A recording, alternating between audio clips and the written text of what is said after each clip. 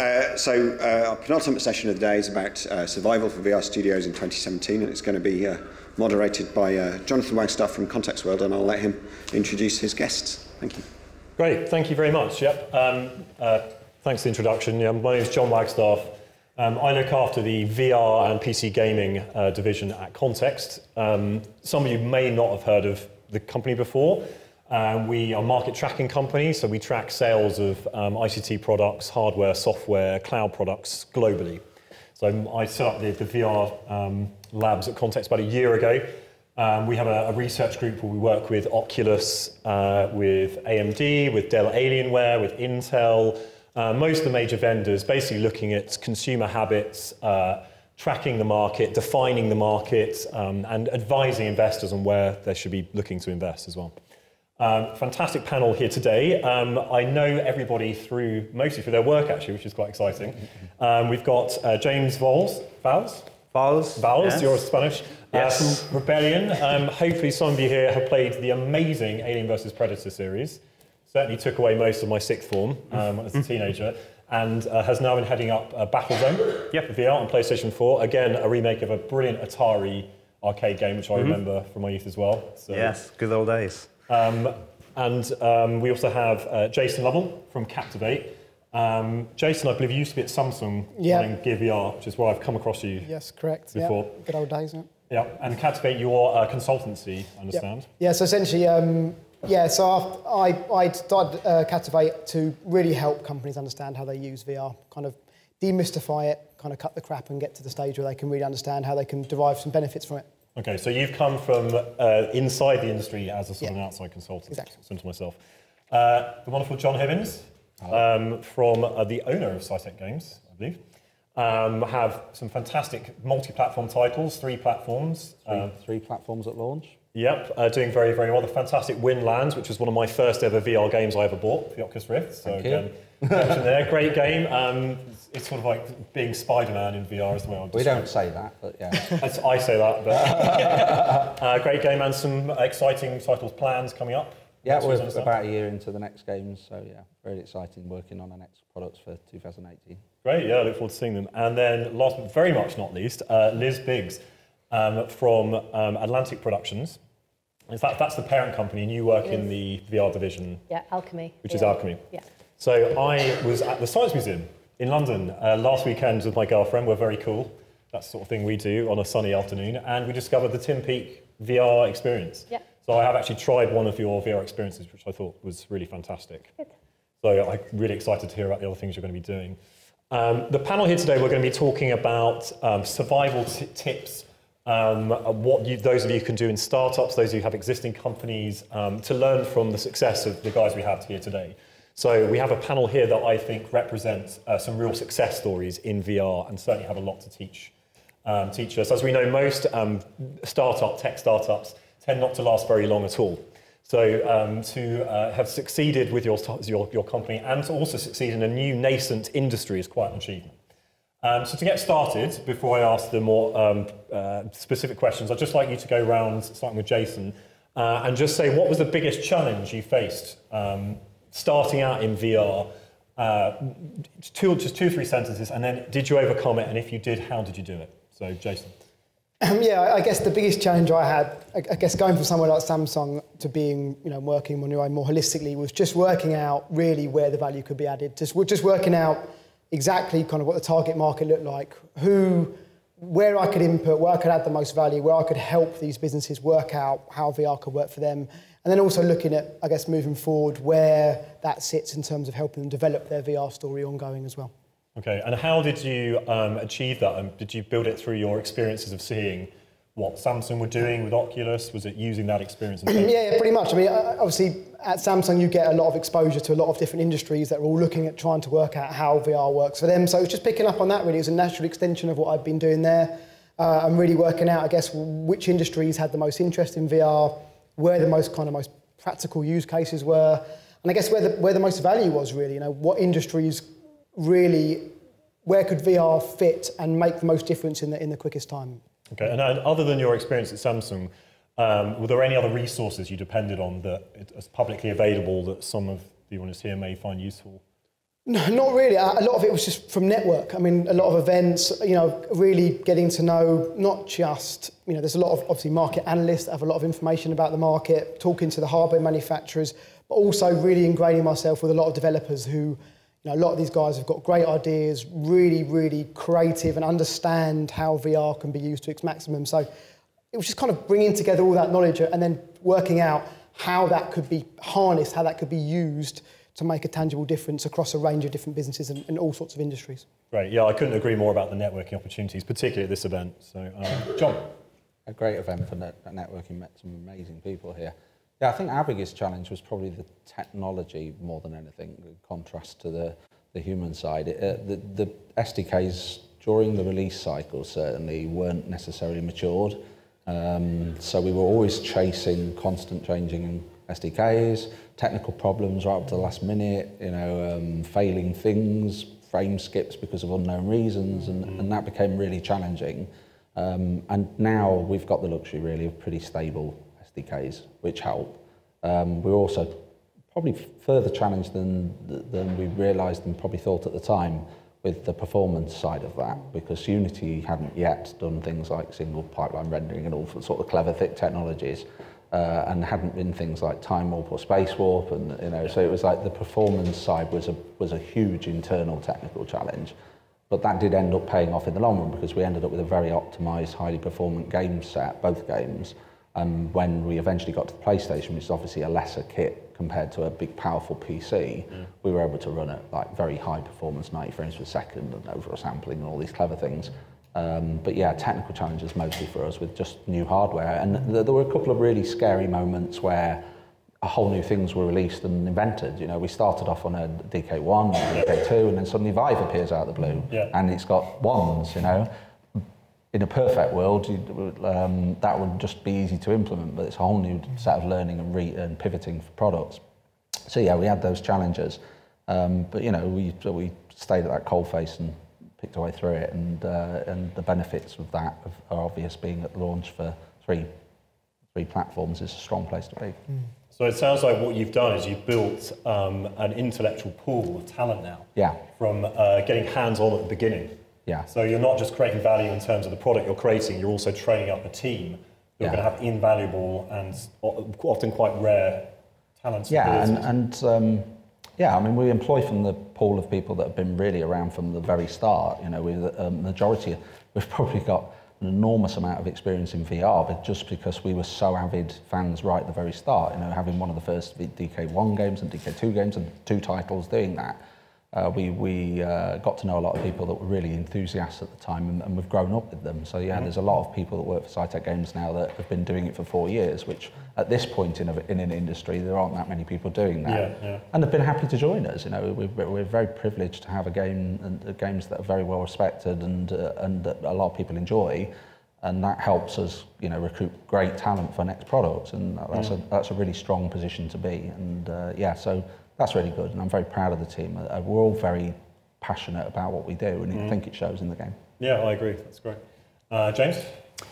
So I think for me, I think I share most of the challenges the same for you in terms of starting to make games for VR, but I think that the thing that struck me the most difficult in the beginning was the design side of things on the game. We are used to, or we've worked with working games for myself for 15 years and most of my guys for a similar kind of time. But we're used to developing games, and we feel that we have an expertise on making action games. Yeah. That we take a lot of things for granted when we started designing Battlezone. And VR is such a unique experience, a unique kind of platform, that we have to unlearn some of the stuff that we kind of thought that we were experts on. And we have to kind of move away from everything that we were taking for granted in terms of even basic mechanics on how the players should move around the environment, how the environment should be built, all that stuff. We started on with a way of thinking of, we do the same that we do in consoles and it will be fine, and it actually wasn't. You had to take everything away that you potentially think that of making games and start from the beginning in some ways. And the process of iteration was probably the longest iteration process I have in a project, because you have to start from scratch, learning what is actually feasible in VR and what is actually feels good in VR, which is many times quite different to what you go in a normal console experience. So I think that on the design and art side is definitely the biggest challenge. Yeah. Whether we have accomplished everything, I don't think we have. I think we've accomplished a lot of things, and I think we've been quite clever, I think, in moving away from certain things that we haven't been able to solve, or we felt that it was too early for us to tackle in a very short project. And there is a lot to learn still. So yeah. I think we have achieved some things, and we are learning still on others. Yeah, it sounds like you're still on a journey in that case. Absolutely, yeah. Yeah, as is the whole industry. Well, I feel exactly the same. I think that we've not done our best work yet. We're still learning, and that's maturing. And Liz, it's obviously your perspective is from a filmmaker point of view. So presumably your background is in traditional filmmaking. Yeah. So what have been your biggest challenges since starting out working on this sort of material? I think they're kind of twofold. The managing the expectations of the client is really important. Atlantic Productions makes very high-end, very beautiful, amazingly shot, factual programs. And people are used to seeing our output on, incredible, the best TV you can get, or in cinema screens, IMAX screens. And then they're looking at stuff on the headset, and they're a bit, initially, they could be a bit disappointed with the fidelity of the image. However, as soon as they kind of understand that this shouldn't be compared to traditional films, and it should be seen, I think, as a medium in its own right, then they appreciate its strengths, and those issues with fidelity, that they're getting better all the time, and in a few years' time, it will just be mind-blowing.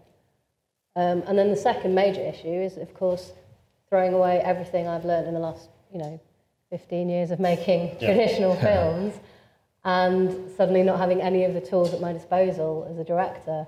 There are no close-ups, or not obvious ways of using them. There are, minimal cuts.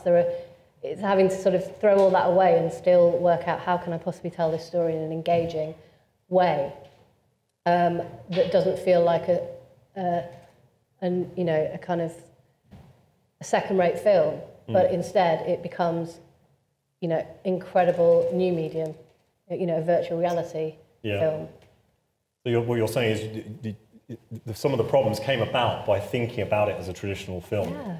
And actually what you're saying is we need to be thinking about VR films as you say, a genre in its own right, with a totally different set of criteria on which to judge it. So my first question specific to you, Liz, is about a demand for VR studio content. So I know the Rewind guys very well. I know Sol was speaking the last few days. They were saying that they're just having to turn away work. They're completely inundated by requests for VR movie content. Do you think there's a huge demand at the moment, a potential, and do you think that there's still a lot of space for new startups? Yeah, I think there is a huge demand. I think that I read something this morning that 60%, some survey said that 60% of people think VR is just for gamers. And I think everyone would agree that there's space for everyone in this new field. And I think that there is absolutely an appetite for good VR films. I think there should be some caution about sort of too much not that great VR films, and I think that we're at a stage in the industry where we want to try and enthuse as many people as possible, get as many people experiencing VR as possible, so that an appetite grows and so that everyone gets excited as we all are about it, because that's going to drive the headset sales and all the rest of it. So that can only be good for all of us. The problem is that when people see VR that isn't that great or doesn't, they're kind of like meh, or makes them feel sick or anything like that, then that's a real worry. Okay, that leads me on to my next question. This is also James and John, you can probably answer this one, possibly Jason as well.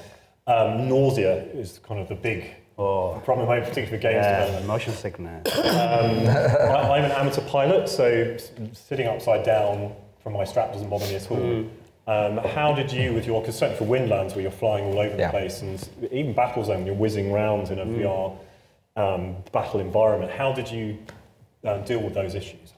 Let's start. Yeah. So yeah. for me, actually, this is a very good question because we made the game the way it is now with a lot of feedback based from users playing the game and understanding the issue of motion sickness. I think something I always like differentiating is between motion sickness and simulation sickness. Because if you make a vehicle-based game where you are driving really fast around and turning left and right and moving left or right, there's always going to be people, it doesn't matter how well you do it, there's always going to be people that if they are have a tendency to motion sickness, you're actually creating that. Well, this is the problem. It's true to life. You know, when I go flying and I turn upside down, that makes some people feel sick. Yeah. So if you're playing a game where you're flying upside down and you're trying to do something that's virtual reality, the users have to not complain because that's the nature of it. Yeah, and there are other considerations where simulation sickness and general kind of nausea is affected by creating something that is lower frame rates or fluctuating frame rates. So there are technical considerations that you always have to bear in mind. And something I learned from working on VR compared to working on the previous projects is the whole optimization on games. We tend to do it at the end. So we make a game that kind of runs all right during the development process, and then we spend a couple of months nailing the frame rate. On VR, it's kind of the other way around in some ways because we have to have the consideration that everything needs to be running on 60 or 90 from the beginning. Yeah. If you're ever going to be able to do any kind of tests with public, that has to be kind of, the frame rate needs to be perfect at the time. Okay. Because that's kind of like at least taking away, the potential people are getting sick because of the frame rate, and then you can concentrate on the experience itself and see, why people are getting sick or not. And on top of the performance issues, well, a lot of the stuff that we did was we test a lot with people that didn't play games very often. We rotated a lot in terms of getting people to play the game and with different kind of configurations. Something we really learned very early on is like the idea of having a cockpit around you and being kind of grounded into a cockpit that you feel a bit comfortable by being around something. That made a massive difference. Something very stupid that we did initially for a long time was we were tilting the horizon as we were going in the vehicle. Something that looks really cool on first-person shooters, and modern first-person shooters, if you run, you see the horizon kind of tilting and it looks very realistic. You do that on VR, you're going to make people really sick. And it took us a while to realize until we tick the box of locking the horizon. It's like, oh. In fact, we don't have a horizon at all. No, you don't. If you look at Winlands, we have excluded horizon, so there's no physical reference for a flat line. So we're just picking on that point. It's one. There are hundreds of things to do it well. If you analyse Winlands on a frame, which is probably the worst example in the world of locomotion, but people don't get ill in it. Right? Vast majority of people are absolutely comfortable in there. You can demo thousands of people public in a weekend at EGX, and there'll be one or two people getting discomfort coming off the end. And there's obviously technical things reaching the 90 frames per second. Making sure that you've got really good anti-aliasing. We break reality, so we don't have we don't try to get to that realism, so people don't consciously think it's real, so they don't get the same type of effect. Breaking the horizon, dust in the air, binaural sound swooshing past your ears. Actually, sound is massive. Sound is massive. The references of the distance that we put the receptacles is exactly at the point of the parallel point in where you can perceive depth. The speeds we do are non-linear. I think we also realised really early on through a lot of testing like yourself that everybody's different. So we do something called comfort turning, that's step turning, and the majority of people that really helps. It stops the feeling of dragging your head around the world if you're turning left or right. But for some people, it does the exact opposit. They have to have the smooth. So that's why if you click, you travel 90 degrees. And so we put the options up front. There's a wizard process you go through to get the best, most comfortable experience. And we do some extreme things. We do actual full cages with full reference that you can then go faint, and you can put things on your peripheral. And so we just give a lot of options. And in reality, it's talked about. I personally never seen anybody actually be ill or even lie down on the floor in shock. You know, it's a discomforting thing, especially for new people. And there was an eternal September thing that was happening. You know, people, especially people new to VR and new to the headsets, where you do have to get a bit of your VR legs. You know, and 2 or 3 years later, you sort of laugh about the day that you felt uncomfortable in something like that. Yeah.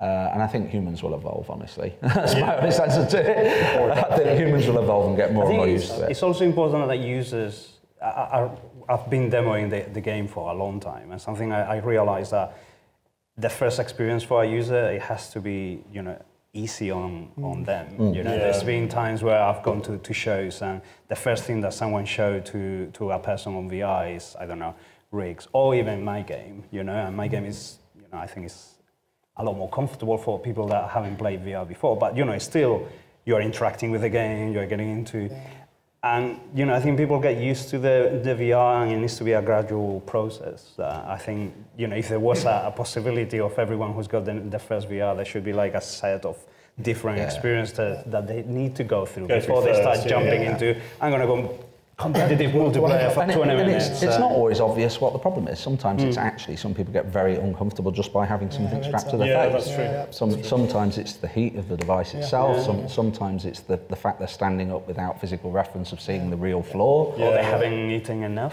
and they have too much coffee. I've seen people feel pretty ill playing tilt bush, so it's